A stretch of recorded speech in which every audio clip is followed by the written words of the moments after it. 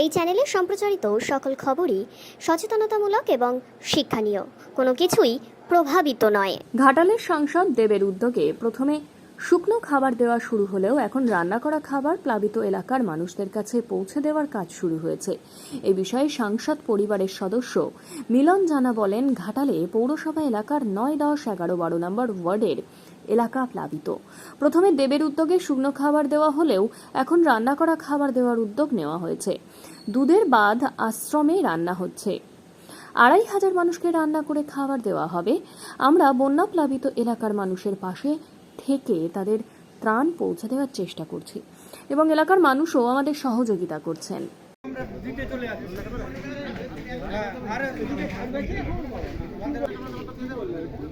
তাড়াতাড়ি সরা, মাল তুলতে হবে, দেরি হয়ে যাচ্ছে যে।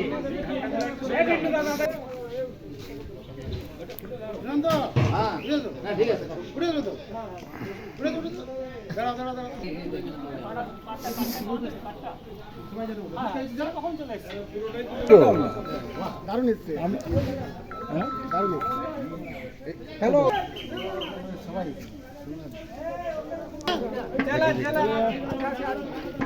হ্যালো হবে না আজকে। হ্যাঁ দিয়ে দাও, দিয়ে দাও, দিয়ে দাও।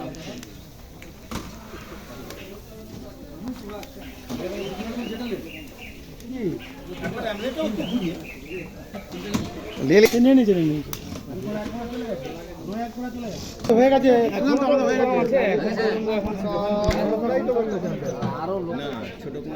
যেটা বড় না চেপেছে ওইটুকু বড় শেষ ছোট।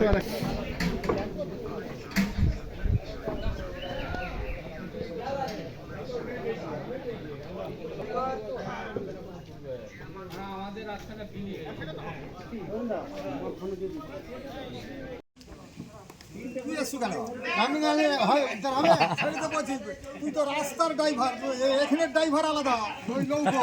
হ্যাঁ ভালো করে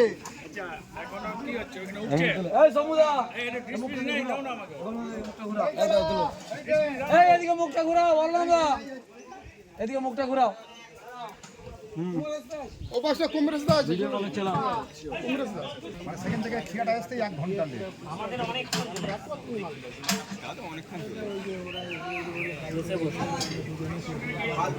চলো চলো চলো চলো চলো চলো। আমাদের রাস্তাটা ফ্রি হয়ে গেছে। হ্যাঁ